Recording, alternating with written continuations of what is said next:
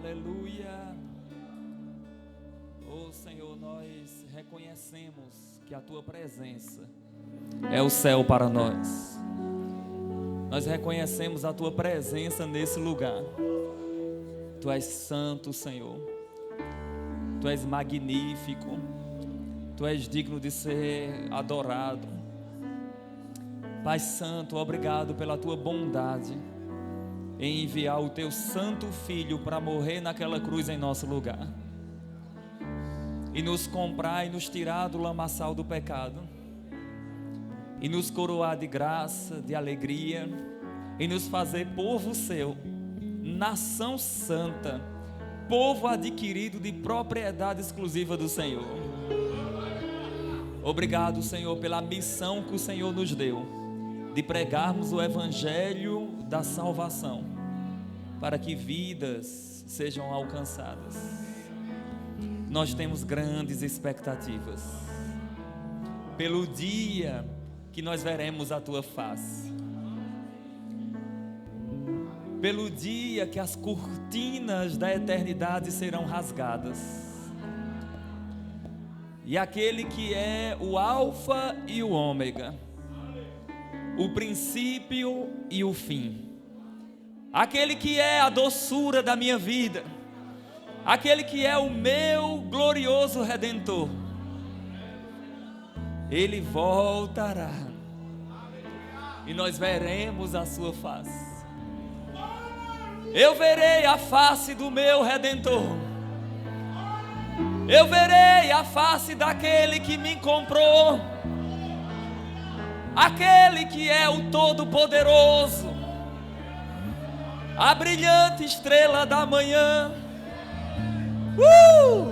a raiz de Davi, o primogênito dentre os mortos, o leão da tribo de Judá, o cordeiro que foi morto, mas ressuscitou ao terceiro dia, e com o seu sangue nos comprou para si, povos de todas as tribos, línguas e nações.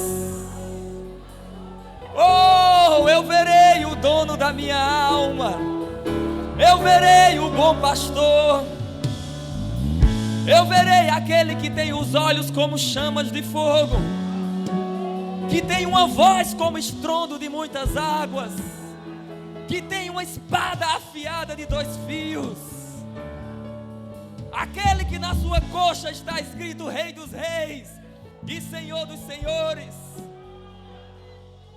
aquele que é o general de guerra, aquele que é o Redentor que vive eternamente. E como Tu és, e como Tu és, nós seremos. Maranata, Maranata, ora vem, Senhor Jesus, vem Jesus, vem Jesus, nós desejamos a Tua vinda, nós amamos a Sua vinda, a Sua vinda é certa. Oh, aleluia. Obrigado, Senhor, pela Tua presença, que é o céu para nós. Obrigado, Senhor, por esses dias de seminário de escatologia, que desde sexta-feira nós temos estudado acerca da Tua vinda. Obrigado, Senhor, por cada palavra, por cada instrução, por cada direção da parte do Senhor para as nossas vidas. Eu Te agradeço, Senhor, por essa noite, no precioso nome de Jesus. Amém, aleluia. Louvado seja o nome do Senhor. Amém, meus irmãos. Vocês podem sentar. O Senhor é bom. Aleluia. O Senhor é bom o tempo todo. Aleluia. Aleluia. Louvado seja o nome do Senhor. Amém? Aleluia. Pessoal, do slide, vocês podem corrigir para a área desdobramentos. A segunda vinda e seus desdobramentos. É só editar. Gente, desde sexta-feira nós estamos em um seminário de escatologia aqui na igreja, né, com o professor André Luiz e este vaso magro que vos fala. Amém? Nós temos sido abençoados por ministrações poderosas, né? E tanto a sexta como o sábado foi uma grande bênção. E hoje, no domingo, foi aberto para toda a igreja. Então, tanto pela manhã, o professor André Luiz ministrou sobre o Tribunal de Cristo. E eu agora vou ministrar sobre a segunda vinda e seus desdobramentos. Amém? Os eventos que seguirão a segunda vinda. Isso é maravilhoso demais. Amém? Então, cria essa expectativa da vinda do Senhor, porque a vinda dele é certa. Diga comigo, a vinda do Senhor é certa. Irmãos, quem garantiu isso foi o próprio Jesus, amém? O próprio Jesus falou que ele voltaria. Ele disse em Apocalipse, não precisa você abrir, 22, verso 12, ele diz, eis que cedo venho, amém? E comigo eu trago o galardão, a recompensa para dar a cada um segundo as suas obras. Quando Jesus morre, ressuscita e aparece e fica com os discípulos, aparecendo-lhes durante 40 dias e falando das coisas concernentes ao reino dos céus, e ele sobe, antes dele subir aos céus na sua ascensão, citada em Atos dos Apóstolos, capítulo 1, do verso 9 ao 11, diz as Escrituras que quando Jesus estava subindo, os varões estavam olhando, as pessoas estavam olhando Jesus subir, e 2 varões de branco apareceram e disseram, varões galileus, por que estáis atônitos olhando para os céus? Esse mesmo Jesus que agora subiu aos céus, virá do modo como vistes subir.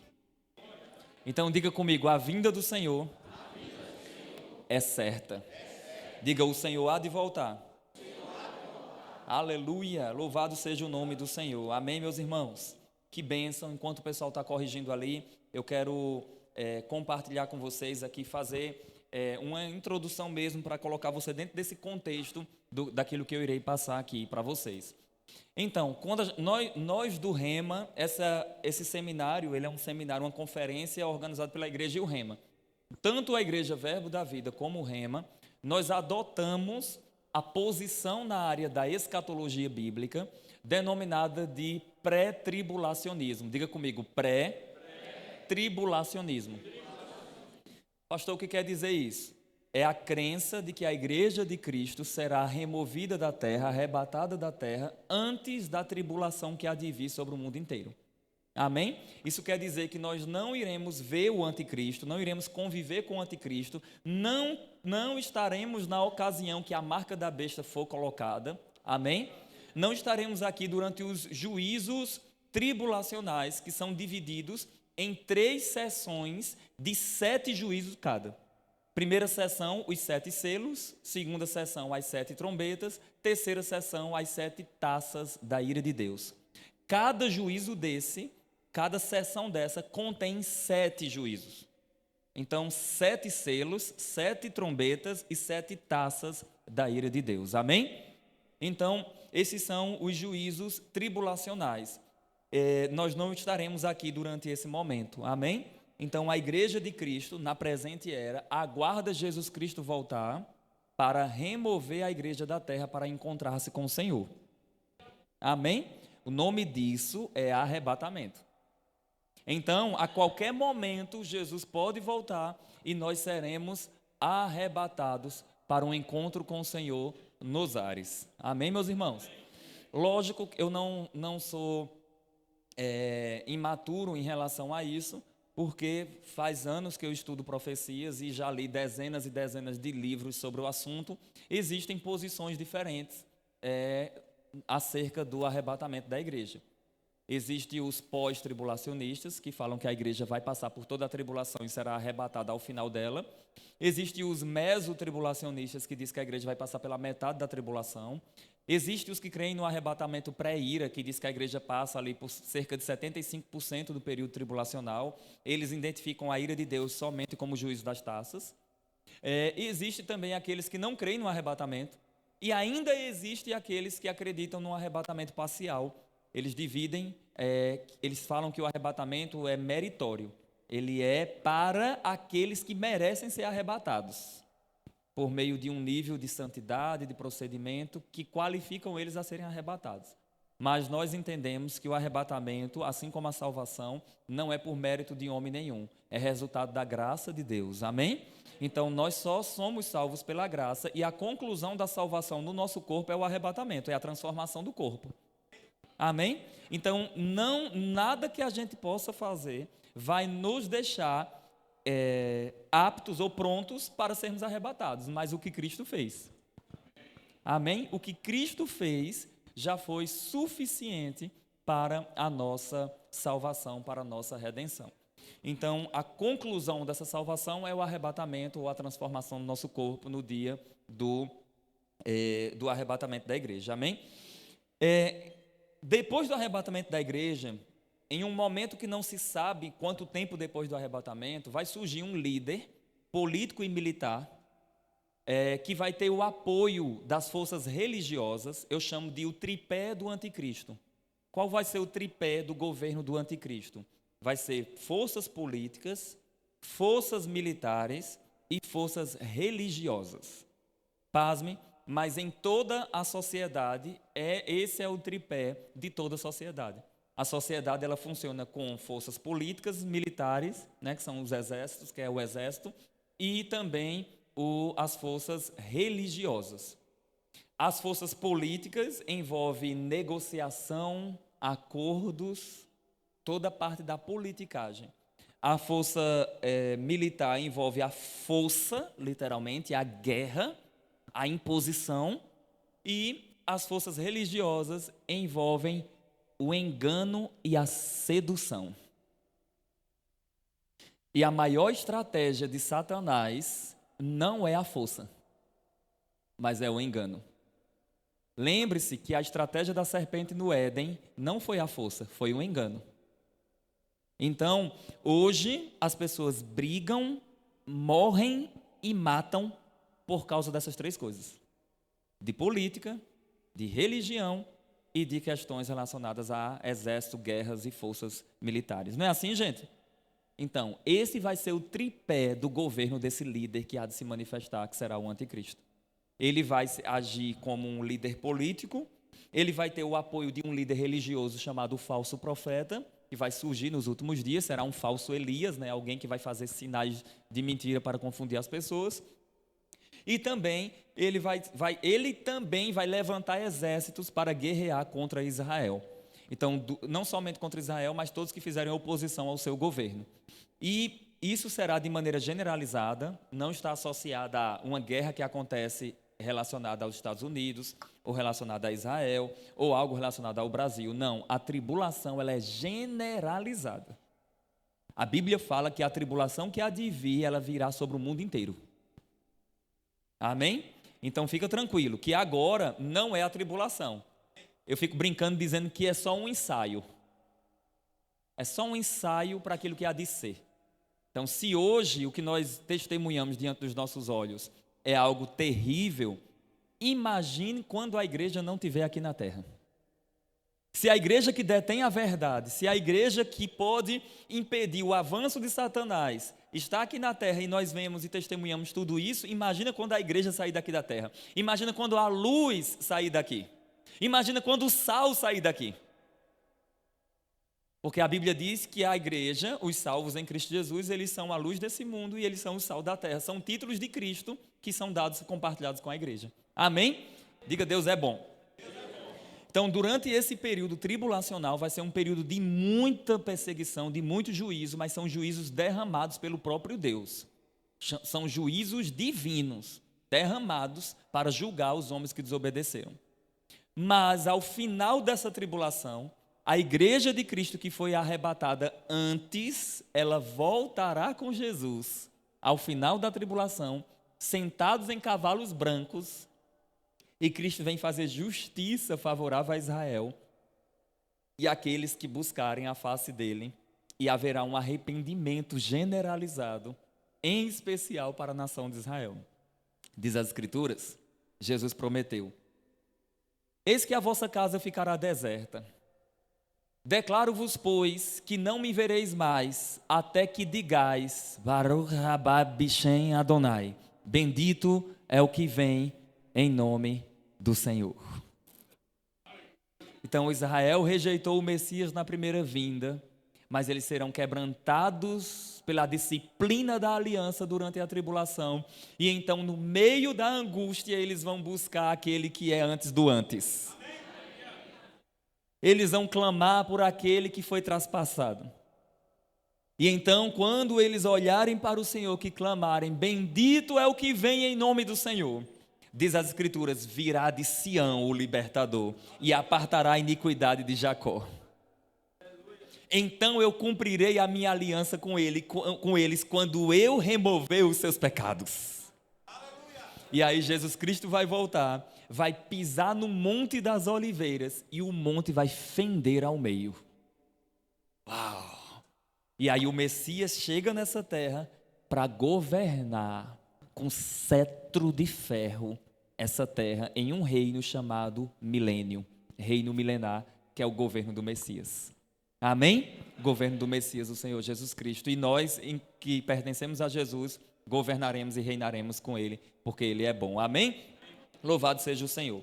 Então, nós iremos ler Apocalipse 19, mas antes eu queria trazer algumas definições que eu apresento aqui nesse slide. Fiquem tranquilos que esse material aqui, nem precisa você tirar foto, esse material aqui a gente vai deixar liberado, livre, né? Hoje mesmo terminou o seminário, eu já começo a enviar nos grupos e para o pessoal pegar todo o conteúdo que a gente compartilhou aqui. Amém?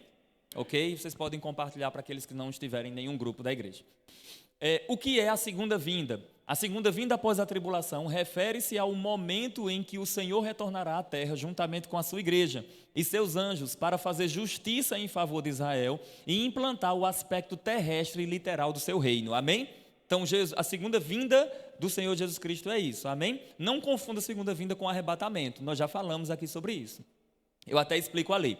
Não acredito em 3 vindas, mas em uma segunda vinda em 2 fases. Os teólogos pré-tribulacionistas vão divergir, uns vão chamar arrebatamento, vão dizer que arrebatamento não pertence à segunda vinda, outros vão dizer que pertence, mas são fases diferentes. Uma fase Jesus vem até as nuvens, outra fase Jesus volta após a tribulação para implantar o reino. Independente disso, nós acreditamos que são eventos distintos. Amém? Então, mas não acredito em 3 vindas, mas em uma segunda vinda em 2 fases. A primeira será o arrebatamento da igreja e a segunda fase será o seu retorno com a igreja ao final dos 7 anos de tribulação. Mateus 24, 29 vai dizer isso. Logo em seguida a tribulação daqueles dias, os poderes dos céus serão abalados, as estrelas cairão do firmamento, então aparecerá no céu o Filho do Homem. Amém? O sinal do Filho do Homem. E aí o texto mostra, irmãos, um grande lamento que vai acontecer, mas aí o Senhor Jesus vai voltar após a tribulação. Diga comigo, a segunda vinda em glória é após a tribulação. Diga, o arrebatamento é antes da tribulação. Diga, eu vou na primeira remessa. Amém. Então, nós vamos na primeira remessa, vamos logo no arrebatamento. Mas tem crentes que querem ficar para ir durante o período da tribulação, porque eles querem sofrer, querem ter a marca da besta, eles querem ver o anticristo, eles querem ser perseguidos. E eu fico brincando dizendo para esses que querem ir, pede para sair, né? Se não quer ir na primeira vinda, vai na segunda vinda. Eita, Jesus Cristo. É sério, pode ser que chegue sem cabeça, mas vai, né? Vamos lá, pode avançar mais um pouco. Eu apresento aqui algumas descrições do cavaleiro montado no cavalo branco, porque eu estou me baseando, toda essa ministração de hoje, ela está respaldada no capítulo 19 de Apocalipse.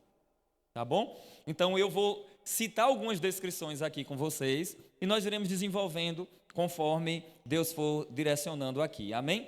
Então aqui tem algumas descrições daquele que estará sentado, o Senhor Jesus que estará sentado num cavalo branco. Olha o que Apocalipse 19 descreve ele. Ele é chamado de fiel e verdadeiro. Diga, Jesus é fiel e verdadeiro. Olha só, letra B. Seus olhos são como chamas de fogo. Uau! Ele tem sobre a sua cabeça muitos diademas, amém? Ele não tem uma coroa, ele tem várias coroas, aleluia, isso é maravilhoso.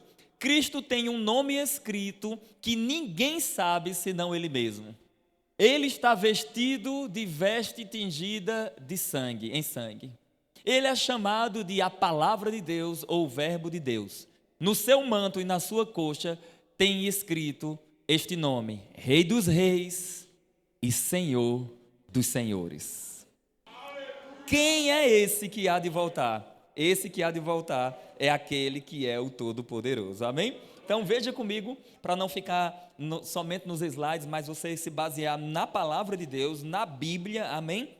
Para você ver o quanto isso é maravilhoso. Veja Apocalipse 19, vamos ler a partir do verso 7. Aleluia. 19, 11. Oh, aleluia. Olha o que é dito. Então vi os céus, o céu aberto, e eis um cavalo branco, e o seu cavaleiro se chama Fiel e Verdadeiro, e peleja com justiça. E vem a descrição daquele que estava sentado no cavalo branco. Os seus olhos são como chamas de fogo, como eu disse, e são todas as descrições desse cavaleiro sentado num cavalo branco, amém? Isso até o verso 13 está descrevendo ele. Mas eu quero chamar a sua atenção para algo aqui, ainda no verso 11. Vamos colocar uma lente. Quem lembra daquelas lupas?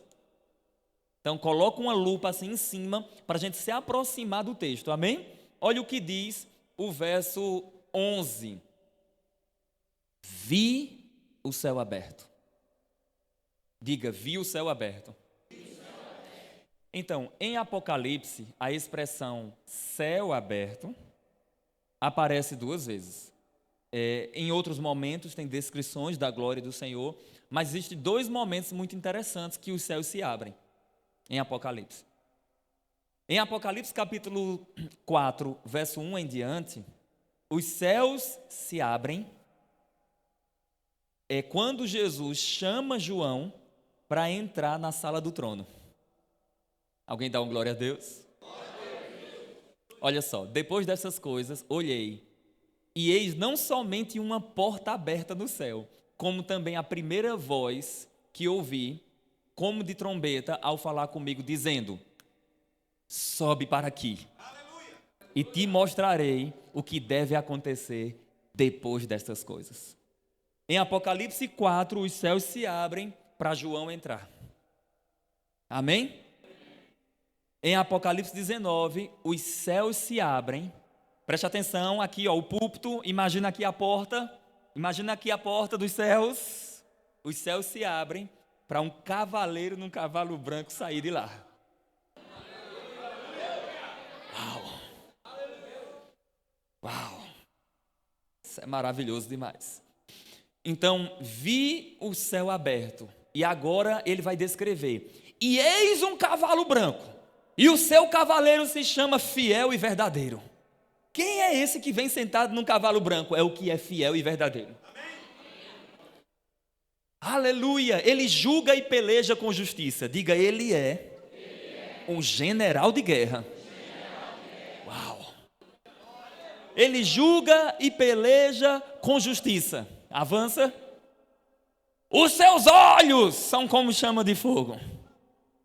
Na sua cabeça há muitos diademas, muitas coroas.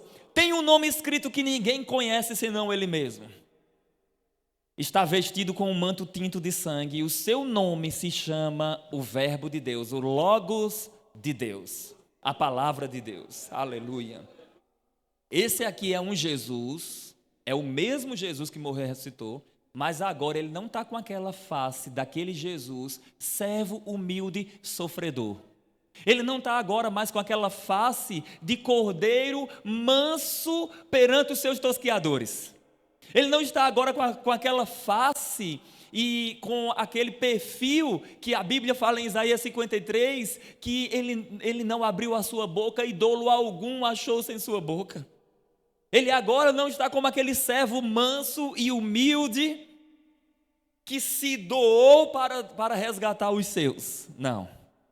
Ele agora está voltando como general de guerra. Ele agora está voltando como leão da tribo de Judá. Ele agora não vem para se submeter e morrer, ele vem para reinar, ele vem para implantar o governo dele. Ele vem para dizer para aqueles que não acreditam que a sua vinda é certa, ele vem para dizer assim: agora é a minha vez. Os egípcios reinaram, os assírios reinaram, a Babilônia teve o seu governo, amém? Os medos e os persas, o Império Grego, o Império Romano, Império Otomano, todos os governos tiveram as suas oportunidades de reinar, mas ainda falta a oportunidade do Messias. E o governo dele não vai ser uma democracia de 4 anos por meio de uma votação, de um voto. O governo dele, irmão, será uma monarquia teocrática. Ele vem para reinar porque ele tem direito. Diz as Escrituras, irmãos, quando o anjo anunciou para Maria de quem ela estaria grávida, a quem era aquele que estaria no seu ventre, ele diz assim: ele será grande e será chamado filho de Davi, seu pai, e ele reinará no trono de Davi pelos séculos de séculos. Então Jesus vem para reinar aqui na terra com cetro de ferro, amém? O seu reino é certo. Ô meu irmão, eu sendo você ia me acostumando com o governo do Messias. Nós estamos acostumados demais com democracia. Irmãos, vai ser uma monarquia teocrática. É Jesus reinando aqui na terra e nós reinaremos com Ele. A Bíblia diz: se com Ele sofremos, com Ele também reinaremos. Aleluia, nós reinaremos com o Senhor aqui na terra, aleluia. Aleluia, diga: a palavra do Senhor é a verdade. Uma vez eu estava ministrando sobre esse assunto e um irmão veio me procurar ao término da ministração e disse assim: pastor, professor, assim, legal isso aí que o senhor falou, mas é muito mitológico. É um cavaleiro sentado num cavalo branco, o cavalo vem voando, o cavaleiro vem voando, e ele vem para reinar. Todos os povos sempre têm essa ideia de que virá um vitorioso para reinar, para governar. Isso é muito mitológico. A pessoa começou a falar, argumentar comigo isso. E sim, de fato, muitos povos antigos, eles têm as suas mitologias. Eles têm, sim. Só que nós cremos que a Bíblia é a verdade e é a palavra de Deus. E o nosso respaldo está na palavra, na Bíblia. Amém? E a Bíblia nos garante que vai ser assim. Mas aí, como eu não posso deixar de alguma maneira, deixar uma provocação para os meus alunos, então eu disse para aquela pessoa que me perguntou, eu disse: você acredita na história de Alexandre o Grande? O Grande? Você acredita na história de Alexandre o Grande? Aí a pessoa: acredito. Alexandre o Grande, apesar de ter morrido novo, mas ele foi um grande conquistador. A partir dele é que vai vir os 4 grandes generais, que vai funcionar toda a questão do Império Romano e o desenvolvimento do Império Grego para o Império Romano na transição. E aí a pessoa começa a falar, eu digo: sabe quantas cópias que existem, que documentam a história de Alexandre o Grande? 1 ou no máximo 2. E você acredita e não põe em dúvida, você não fala que é mitológico. Eu disse: agora, desse registro bíblico, sabe quantas cópias existem só de uma linha de manuscritos? 5.000. Eu disse: só de uma linha de manuscritos nós temos 5.000 cópias. Presta atenção, manuscrito. Não estou falando de um livro, eu estou falando de 5.000 cópias do Novo Testamento. Garantindo que a Bíblia é a eterna palavra de Deus preservada. Amém? Então eu creio porque está escrito, Deus falou e ponto final. Amém? Até tem aquela conversa entre um crente e um ateu, né? Qual é? O crente vai conversar com o ateu, eles discutindo sobre a existência ou não de Deus, e então o crente propõe para o ateu da seguinte maneira: vamos fazer um acordo? Se eu estiver errado na minha crença, eu estou junto com você morreu, se acabou. Porque para o ateísmo a vida é muito só presente. Para os ateus, eles curtem só o momento porque não existe vida após a morte. Não existe Deus, não existe eternidade. Então para eles a vida é só agora. Então eles são, normalmente, o ateu é materialista. Porque para ele só vai curtir o momento. E segundo as escrituras ele é tolo, viu? Porque a Bíblia fala sobre isso, né? Diz o tolo, não há Deus. Então, todo ateu é um tolo. Certo? E aí, quando essa conversa do crente, ele diz assim, tudo bem, se eu morrer crendo que na existência de um Deus que não existe, quando a gente morrer, se acabou. Se acabou. Então, a gente está igual. Se acabou.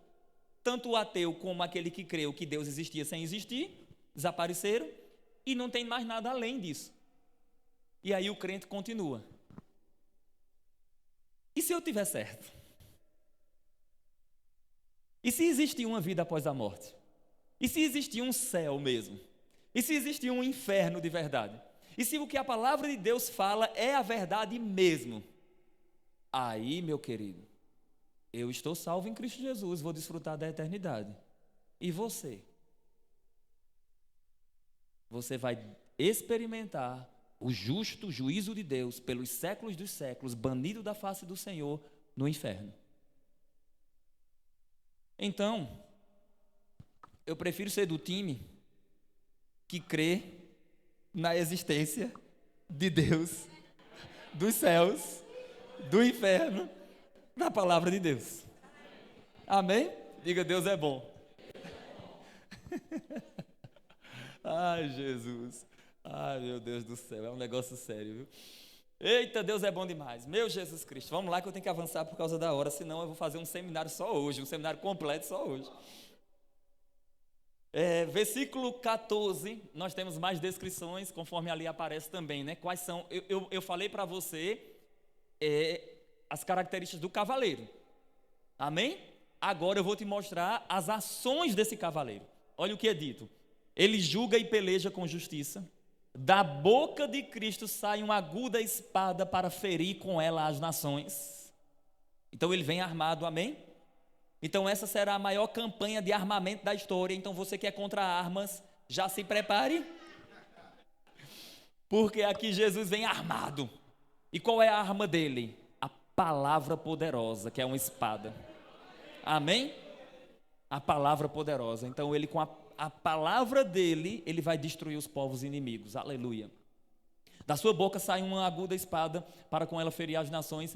Ele regerá as nações com vara de ferro. Diga, ele vai reger, ele vai governar, aleluia. Aí olha o que diz, ele pisará o lagar do vinho do furor da ira do Deus Todo-Poderoso. Então ele vem como juiz, irmãos, amém? Ele vem como juiz de toda a terra. Eu quero ler com vocês algumas dessas descrições ainda, verso 14. E seguiam-no os exércitos que há no céu. Então presta atenção na cena, os céus se abrem, o cavaleiro sentado num cavalo branco, ele é fiel e verdadeiro. E agora João vê não somente um sentado em um cavalo branco, mas ele vê um grande exército sentado em cavalos brancos. Na minha Bíblia de 1900 não sei quanto, tá uma setinha, tá aqui ó, uma setinha e o nome Saulo Stan. Diga, eu faço parte desse exército que vai estar voltando com Jesus, sentado em cavalo branco. Aleluia! Então a gente vai voltar com ele. Prepara o teu cavalo, tá bom? Então a gente vai voltar, irmãos, com o Senhor Jesus Cristo. Olha só, e seguiam-no os exércitos que há no céu, montando cavalos brancos, com vestiduras de linho finíssimo, branco e puro. Esse é o crente mesmo, porque a Bíblia nos garante que foi prometido para o crente vestir-se de linho finíssimo e puro. E o linho finíssimo e puro são os atos de justiça dos crentes, amém? Aleluia, diga, Deus é bom. Aleluia, vestes brancas, irmãos, purificados pelo sacrifício do Cordeiro de Deus. Aleluia. Gente, é bom demais ser crente. Aleluia. Olha, talvez você está ouvindo essa mensagem, você pode estar dizendo assim, mas o que é que isso tem de prática para a minha vida? Primeiro, consciência de eternidade. Segundo, você precisa ter a certeza de que a vida não é só agora. Não existe essa ideia de o cristianismo só para agora. Não, o cristianismo garante uma eternidade. Amém? Nós estamos muito aqueles crentes práticos, né? A gente quer coisa prática, eu quero coisa para agora. Como se a vida fosse só aqui e agora. Paulo traz um alerta acerca disso. Paulo diz em 1 Coríntios capítulo 15, versículo 19, ele diz, se a nossa esperança em Cristo se limita apenas a esta vida, nós somos os mais miseráveis de todos os homens. Paulo disse, e não Saulo, que se você espera em Cristo Jesus somente nessa vida, você é um miserável.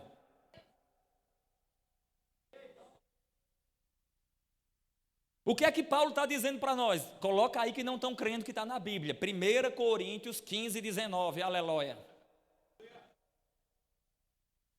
Se a nossa esperança em Cristo Jesus se limita apenas a esta vida, somos os mais infelizes ou miseráveis de todos os homens. Diga comigo, a minha esperança em Cristo não se limita somente a essa vida.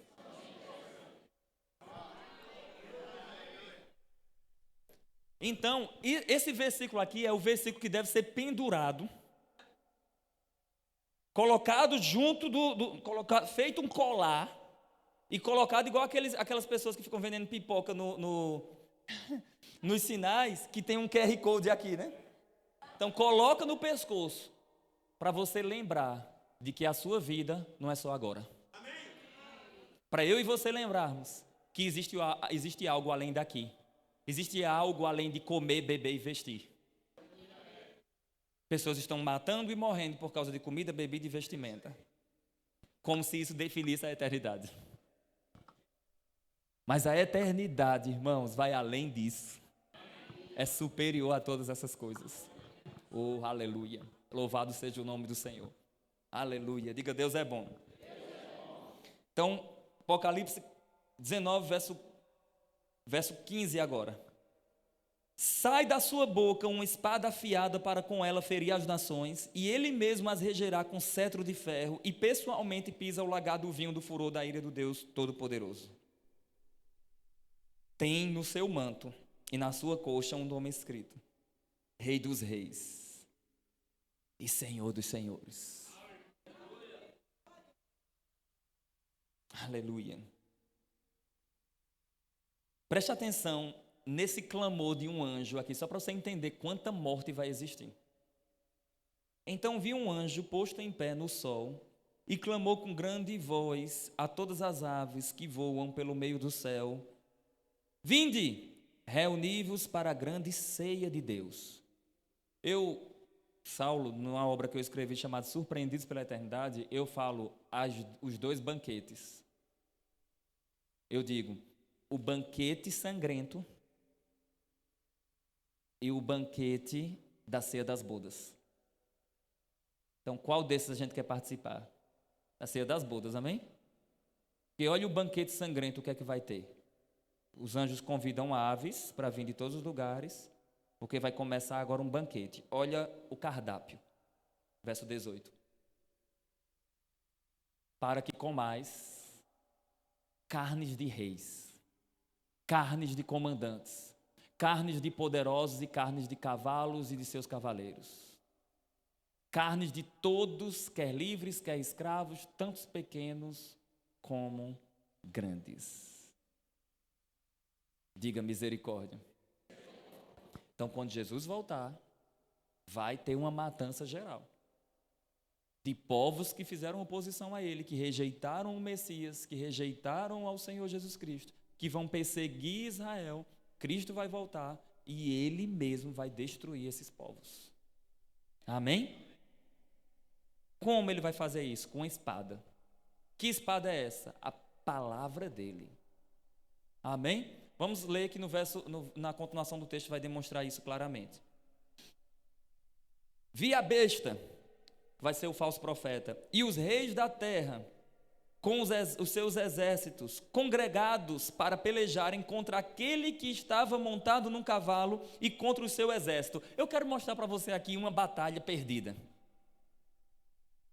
Qual é a batalha perdida? Jesus está voltando, ele é poderoso e ele vem com um exército de anjos e de crentes redimidos pelo seu sangue, amém?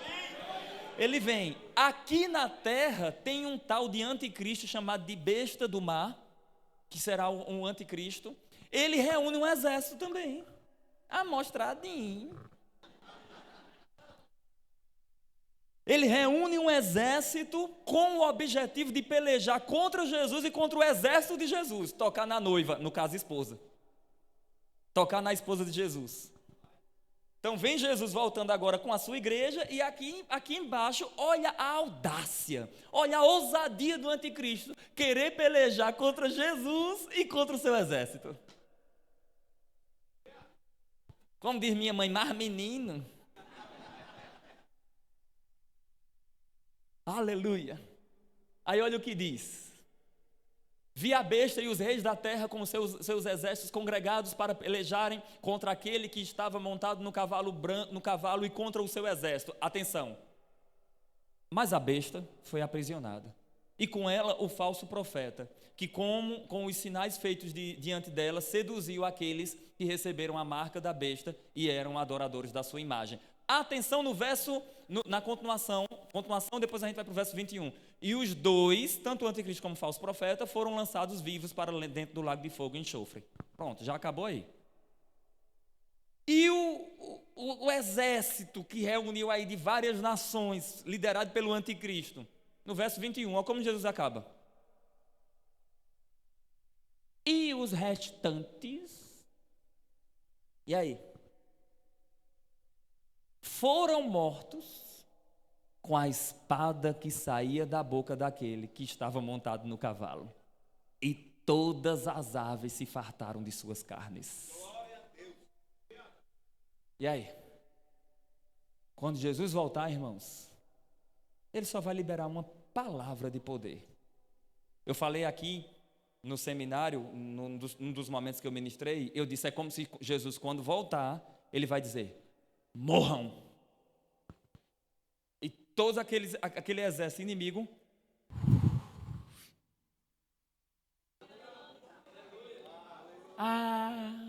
mas como é que Deus é bom? Como é que o seu caráter é bondoso e mesmo assim ele vai fazer tudo isso? Preste atenção.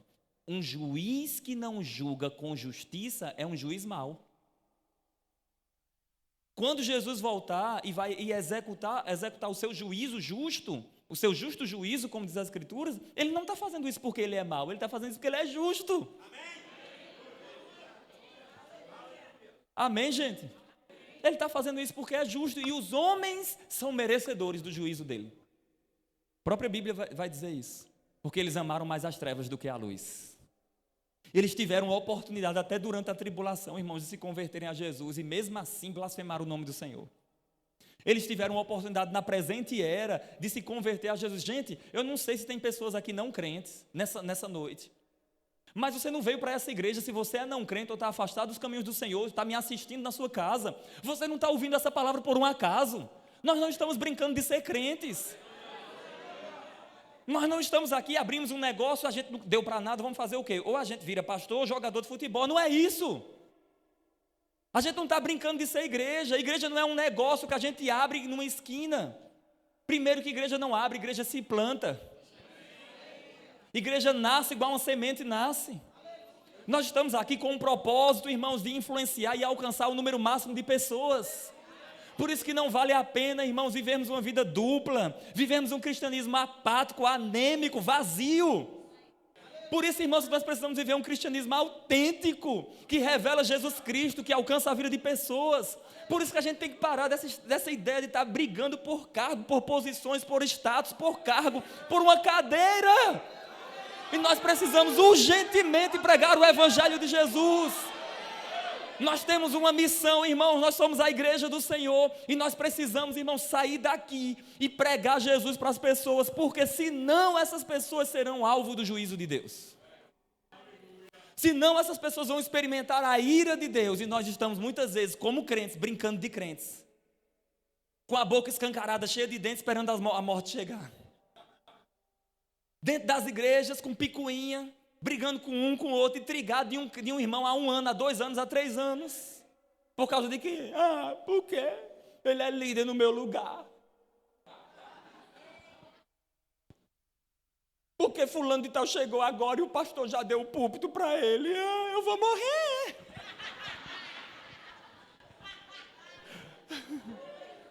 Meu Deus do céu. Meu Deus do céu. Quando nós entendemos que a missão que nós temos é superior a qualquer uma dessas outras coisas, irmãos, a gente não perde tempo com isso. A gente não quer saber, irmão, se o irmão foi promovido, se não foi promovido, se prega, se não prega, se é pastor, se não é pastor, se senta na frente, se senta atrás, se senta do lado. A gente não quer saber. A gente quer ser fiel e pregar Jesus para um número máximo de pessoas. Aleluia! O pulsar do coração de Deus, irmãos, pulsa por almas. É como se cada batimento do coração de Deus fosse almas, almas, almas, almas, almas, almas. Deus quer alcançar vidas. Deus quer alcançar povos. Cristo não morreu por paredes e banheiros. Cristo não morreu por estruturas. Cristo morreu por gente. E nós precisamos, irmãos, pregar o evangelho, alcançar a vida de pessoas, parar de estar perdendo tempo com coisa pequena e anunciar Jesus o quanto antes, porque a vinda dele é certa, o seu juízo é certo, a tribulação é certa, a eternidade é certa, conforme a palavra do Senhor nos diz. Amém? Nós temos a oportunidade de ser mais um crente sentado dentro de uma igreja, sentado em uma cadeira e só ali ocupando um espaço e procurando problema com todo mundo, ou ser um diferencial. Vivemos aqui com um impacto eterno. Se eu servir, eu vou servir com os olhares na eternidade. Se eu pregar, eu vou pregar com um olhar na eternidade.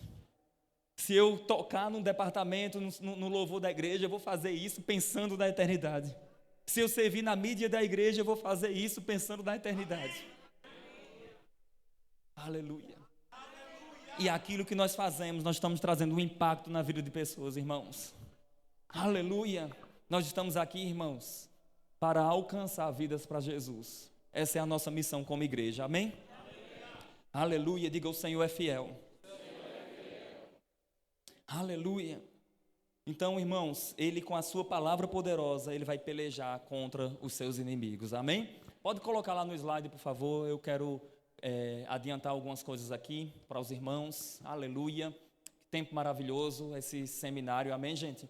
Tudo que a gente está falando aqui, você pode ver no Rema durante 7 dias, de segunda, quartas e sextas, né? Você tem um total aí de conteúdo maravilhoso para você estudar durante as aulas do Rema. Se você não fez sua matrícula, faça. Viva intensamente para o Senhor. Agora, eu não estou falando de desequilíbrio, de loucura em nome da fé. Eu não estou falando para deixar de estudar, eu não estou falando para deixar de trabalhar, eu não estou falando de você deixar de conquistar as coisas dessa vida, porque é lícito e é bíblico. Eu estou falando que no meio de tudo isso você pode continuar servindo a Jesus. Amém? Você pode continuar fazendo rema, você pode continuar fazendo escola de ministros, você pode se expor a um treinamento, você pode ser uma liderança, servir num departamento da igreja, se deixar ser treinado como ministro da igreja local, com o objetivo de quê? Ter um cargo, ter um título? Não! Pregar Jesus. Tem uma plataforma disponível para você poder pregar Jesus, amém? Aleluia. Ainda outros eventos ocorrerão durante a segunda vinda. Haverá um arrependimento de Israel, a Bíblia diz. Gente, eu amo esse texto de Zacarias 12:10. Por favor, coloca ele, aleluia. Zacarias 12:10. Meu Deus, esse texto aqui arrepia os ossos, amém? E osso eu tenho para arrepiar, aleluia. Olha o que é dito. E sobre a casa de Davi, e sobre os habitantes de Jerusalém, derramarei o espírito de graça e de súplica. Preste atenção na dinâmica do reino. Primeiro vem a graça, para depois eles suplicarem. Amém? Não há salvação sem essa dinâmica. Graça para suplicarem. Então, se eu sou salvo, diga: se eu sou salvo, é pela graça. E essa graça me fez clamar ao Senhor. Preste atenção, a salvação sempre é uma iniciativa de Deus. Quando Adão pecou, lá no Éden, não foi Adão que voltou e disse: Deus, olha, eu pequei contra o Senhor. Eu fiz o que era mal perante os teus olhos. O Senhor disse que não era para eu fazer e eu fiz. Não. Você não vê Adão fazer nada disso. Mas você vê no texto dizendo: vindo, pois, Deus, na viração do dia, disse: Adão, onde você está? Deus foi ao encontro de Adão. A salvação sempre é a iniciativa dos céus em buscar os perdidos. Jesus disse: eu vim buscar o que se achava perdido. Aleluia. Louvado seja o nome do Senhor.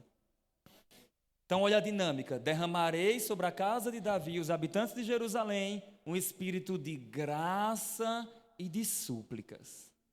Aí olha o que vai acontecer: olharão para aquele a quem traspassaram. Eu gosto da versão revista e atualizada, revista corrigida, que diz: olharão para mim a quem traspassaram. Nessa versão ela diz isso.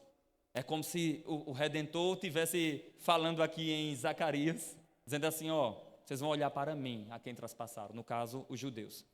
Olha o que diz: e sobre a casa de Davi, sobre os habitantes de Jerusalém, derramarei o espírito de graça e de súplicas, e olharão para mim, ou para aquele a quem traspassaram. Apocalipse 1, verso 7 diz a mesma coisa: eis que cedo venho, eis que venho sem demora. Coloca lá Apocalipse 1, 7. 1, versículo 7. Aleluia. Louvado seja o nome do Senhor. Alguém dá um glória a Deus? Glória a Deus. Aleluia. Apocalipse 1, 7. Aleluia. E olharão para aquele a quem traspassaram, até mesmo aqueles que o traspassaram. É isso? E eis que vem com as nuvens, e todo olho o verá, até quantos o traspassaram, e todas as tribos da terra se lamentarão sobre ele, certamente. Amém. Então vão olhar para Jesus que foi traspassado. Lembre-se que uma lança traspassou o Redentor. Lembre-se que lá na cruz ele experimentou horrores infernais no meu e no seu lugar. Irmãos, é algo poderoso aquilo que nós iremos experimentar da parte do Senhor. Amém? Aleluia. Diga: a vinda do Senhor, ela é certa. Diga: aquele que vem, virá e não tardará. Diga: a vinda do Senhor trará um impacto sobre toda a terra. Aleluia. Tem uma obra chamada Apocalipse de Cristo às 7 igrejas, que um vaso magro que vos fala escreveu. Nesse livro eu comento algo sobre Apocalipse 1, 7, né, capítulo 1, versículo 7, que eu gostaria de rapidamente aqui compartilhar com os irmãos essa leitura desse texto, né?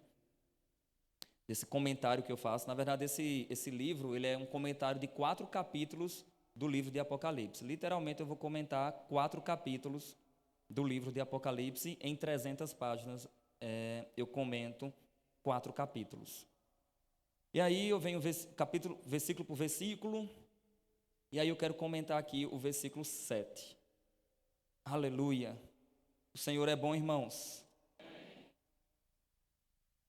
Aleluia. Louvado seja o nome do Senhor. Eu só encontrar aqui.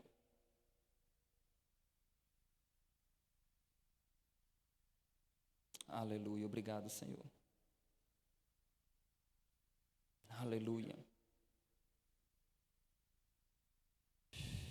Aleluia. Eu digo o seguinte: de alguma maneira que não sabemos explicar, em certo sentido, todos nós segurávamos aquela lança que traspassou o Senhor Jesus Cristo. Quando o soldado romano o feriu, traspassando o seu lado, não somente as mãos desse soldado traspassaram o Redentor, mas também as nossas mãos estavam segurando aquela lança. Porque ele foi traspassado no meu e no seu lugar. Mas ainda, as Escrituras afirmam que Jesus foi entregue pelos judeus e foi morto pelos iníquos. Então, quando a Bíblia diz até mesmo aqueles que o traspassaram, deve estar incluso também os judeus que rejeitaram o Messias. Pasme, caro leitor, mas de alguma maneira soberana, todos aqueles que traspassaram ao Senhor verão a sua vinda. Seja o soldado, sejam os judeus, eu e você. Diga, a vinda do Senhor é certa. Aleluia, maravilhoso isso, gente. Volta lá para o meu slide. Eita, Jesus Cristo, Deus é bom. Menino bonito esse aí. Ó.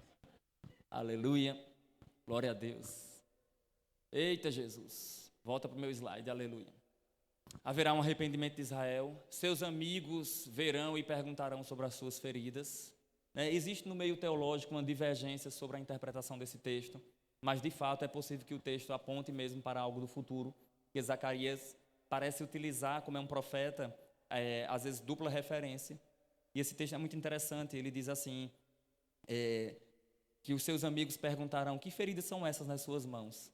Então responderá ele: são as feridas com que eu fui ferido na casa dos meus amigos. Então, literalmente, se o texto for interpretado no contexto profético relacionado a Jesus, está se referindo a, quando ele voltar, os discípulos, os judeus, perguntando sobre as feridas dele, sobre as marcas dele. Eu chamo de marcas da redenção. Deixa eu só fazer um comentário aqui breve. Você percebeu que Jesus, mesmo ressurreto com um corpo de glória, as marcas permaneceram? A Bíblia diz, lembra que Tomé disse: se eu não ouvir, e não colocar este meu dedo aqui na sua mão e no seu lado, de modo nenhum acreditarei.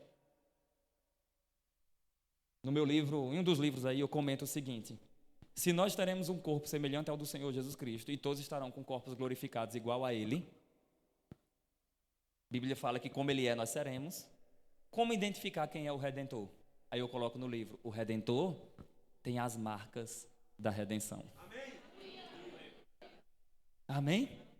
Então Jesus tem, e Ele sempre vai ter as marcas da redenção, para que todos lembrem que foi Ele quem morreu numa cruz. Uau, isso arrepia os ossos, irmãos. Alguns julgamentos vão ocorrer ali por ocasião da segunda vinda. Ressurreições de mártires da tribulação e santos do Antigo Testamento.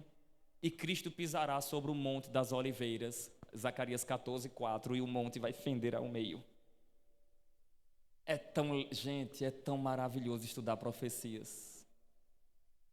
Porque quando Jesus subiu aos céus, foi no Monte das Oliveiras. E quando Ele voltar, vai ser para o Monte das Oliveiras.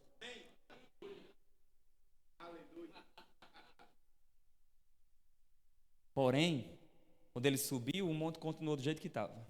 Mas quando Ele voltar, Ele vem com os pés reluzentes, como que o bronze polido numa fornalha. E quando Ele pisar, o monte vai fender ao meio. E ali se abre um grande caminho para o Redentor passar. Uau! Os judeus fizeram um cemitério em uma das portas da entrada do templo, como se fosse assim: aqui o Messias não pode passar. Por quê? Porque o sumo sacerdote não pisa em terreno onde há morte. Mas quando ele voltar, ele pisa, o monte fende e aquele cemitério desaparece. Porque ele cria um caminho para a passagem do Messias. Uau! Uau! Aleluia! Isso arrepia os ossos, né, gente? Avança, por favor, meu Deus do céu. E então Jesus vai vir para reinar sobre toda a terra no seu governo milenar. Amém? Eu não vou falar sobre o reino milenar, porque nós não temos tempo para isso. e você tem que ficar com um gostinho, quero rema.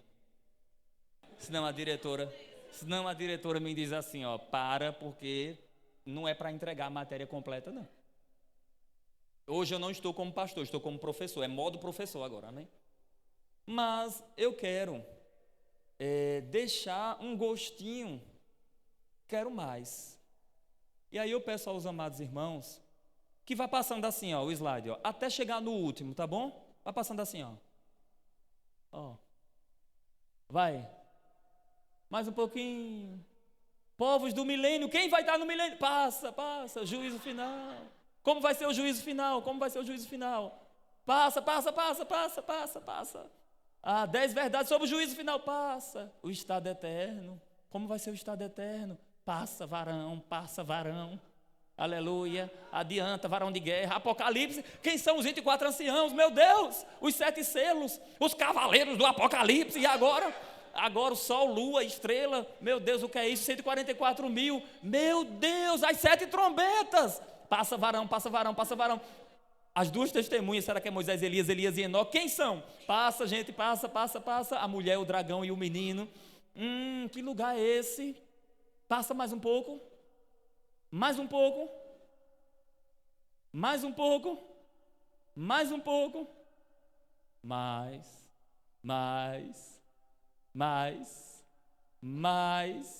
Para. Volta. Para. Diga, vale do Meguido. Diga, o famoso chamado de vale do Armagedon. Deixa eu explicar algo natural que indica uma verdade espiritual que a gente precisa entender. Pastor Vicente, isso aqui é uma planície que ninguém conseguiu construir aí. E não vai conseguir. Por quê? Porque está reservado por Deus para uma grande batalha. E onde será essa grande batalha? Nesse local. No Vale do Armagedon, Vale do Meguido. É aqui, é nesse vale. Inclusive Napoleão, existe esse registro que Napoleão passando por lá disse, local ideal para uma grande batalha. Logo Napoleão, um homem de guerra, local ideal para uma grande batalha. Aqui vai estar Israel, imagine, preste atenção aqui, eu sei que eu estou dando trabalho ao pessoal da câmera, mas é assim mesmo. Imagine toda essa planície tomada de exércitos liderada pelo anticristo para pelejar contra Jesus, o seu exército, e contra Israel. Diz as Escrituras que o anticristo vai juntar exércitos para vir pelejar contra Israel. Israel estará aqui, cercado de exércitos. Não estou falando de uma guerra que os Estados Unidos se metem para poder defender. Não. Eu estou falando de nações que vêm para pelejar contra Israel, que é do tamanho de um estado brasileiro. Um estado minúsculo. E aí Israel está lá. Mas como Deus é um Deus de aliança, diz as Escrituras, e aí Saulo gosta de dizer o seguinte, Israel olha para baixo as terras secas do Vale do Armagedon. Israel olha ao redor um exército inumerável liderado pelo anticristo. Mas como diz as Escrituras, e então Israel olhará para mim, a quem traspassaram. E segundo Mateus 23, verso 37 em diante, Jesus disse, eis que a vossa casa ficará deserta. Como eu quis juntar vocês como uma galinha reúne debaixo das suas asas e vocês não quiseram, declaro-vos, pois, que a vossa casa ficará deserta. E não me vereis mais até que digais, em hebraico, Baruch haba Shem Adonai. Bendito é o que vem em nome do Senhor.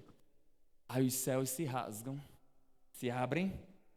O cavaleiro montado no cavalo branco com seu exército vem e ele faz justiça favorável a Israel. Israel é salvo e entra para o reino milenar, para governar, para estar debaixo do governo do Messias, conforme as profecias. Porque Deus falou e ponto final. Deus disse para Abraão, Abraão, toda essa terra, desde o Eufrates até o rio do Egito, eu te darei como possessão eterna. Isso nunca se cumpriu. E como é que vai se cumprir se Abraão já morreu, pastor? Abraão vai se levantar. Davi vai se levantar. Os mortos, os mártires, os santos do Antigo Testamento vão se levantar. E como Jó disse, na minha pele eu verei a Deus. Porque o meu Redentor vive. E então Jesus vem e eles são alcançados e entram para o reino milenar para desfrutar das promessas feitas em alianças. Diga, Deus é um Deus de aliança. Então, irmãos, isso aqui é maravilhoso, viu? Ninguém consegue construir nada aí. E pode fazer o que for que não vai conseguir. Avança mais um pouco. Pode ir lá para o último slide que eu quero mostrar algo para eles aqui. Aqui é a eternidade, um novo céu e a nova terra. Passou o reino milenar, passou o juízo final. Essa imagem eu já mostrei em outros momentos aqui. Mas eu quero finalizar minha mensagem, minha pregação, dizendo para vocês que nós temos um encontro marcado. E esse encontro é na praça. Na praça da cidade de Deus. A Nova Jerusalém. Junto ao rio da vida. Próximo das árvores da vida, como diz o profeta. Ele não só fala de uma árvore, ele fala de árvores. Eu e André já estudamos isso no passado. Então nós estaremos lá. E não sei se vocês estão vendo, existe um rabisco ali. Olha só o rabisco ali. Sou eu ali, ó. Ali, ó. Um vaso magro fininho ali, ó, em pé. Pronto, aquele dali sou eu. Nós estaremos aqui, na cidade de ouro, a Nova Jerusalém. Lá no final, o trono da glória de Deus, o rio da vida que corta a cidade de ouro, as mansões celestiais. Ah, meus irmãos, eu quero encontrar você lá. Porém, não tem graça se eu for sem levar ninguém comigo. E como é que a gente leva alguém conosco? Você se levantando dessa cadeira hoje, como uma voz profética, para anunciar Jesus Cristo. Sai dessa posição de coitadinho, ninguém me vê, ninguém me quer, ninguém me dá oportunidade. E faça como John Wesley disse. Eu não preciso de uma paróquia ou de uma igreja para poder pregar o evangelho, pois o mundo é o meu púlpito. Onde quer que a gente chegue, nos ônibus, nas universidades, no trabalho, é um púlpito colocado diante de nós. E as vozes celestiais dizendo, prega, prega, prega, prega, prega, prega, prega, anuncia a verdade, cura os enfermos, fala a minha palavra, e eu confirmarei por meio de sinais e prodígios que seguirão. Aleluia. Eu não sei você, irmãos, mas o meu coração está queimando nessa noite. Meu coração está queimando por ouvir a voz do Todo-Poderoso e por entender que nós estamos dentro de um propósito maior do que nós. Nós temos a oportunidade hoje de pegar tudo isso que foi falado durante esse seminário e simplesmente colocar numa prateleira e dizer, foi mais um curso que eu fiz, foi mais um conhecimento que eu adquiri. Ou pegar essas verdades e dizer, sabe de uma coisa? Eu vou pregar Jesus. Eu vou anunciar Jesus o quanto antes. Por quê? O mundo está em chamas e nós temos uma palavra de livramento. Jesus morreu em uma cruz, ressuscitou ao terceiro dia. Ele vive para sempre. E eu, Saulo, não poderia perder essa oportunidade de, como um pescador, lançar a rede. Por favor, o louvor já pode vir. Você ouviu essa mensagem.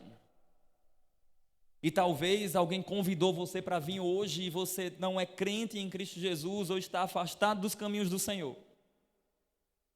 Mas você quer entregar a sua vida ao Senhor Jesus Cristo? Você quer experimentar das glórias eternas? E você quer dizer sim ao sim de Deus? Eu preciso que você faça um sinal com uma de suas mãos se rendendo ao Senhor Jesus Cristo.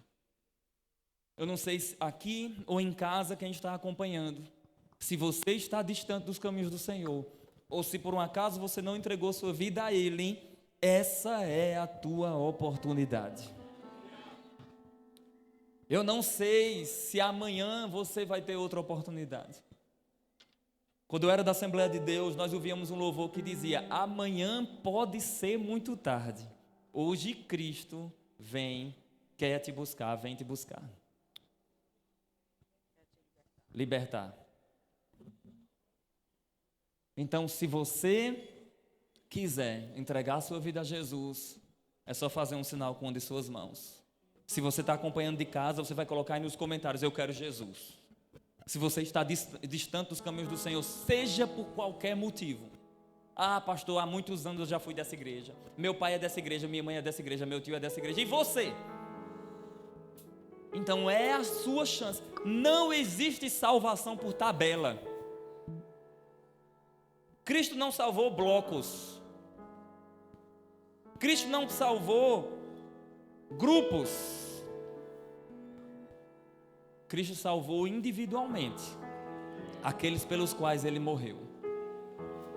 E a pergunta hoje é: existe alguém que ainda não entregou sua vida a Jesus e nessa noite quer dizer sim ao sim dele? Você precisa levantar suas mãos e dizer: eu quero Jesus, eu quero Jesus, eu quero Jesus. Existe alguém?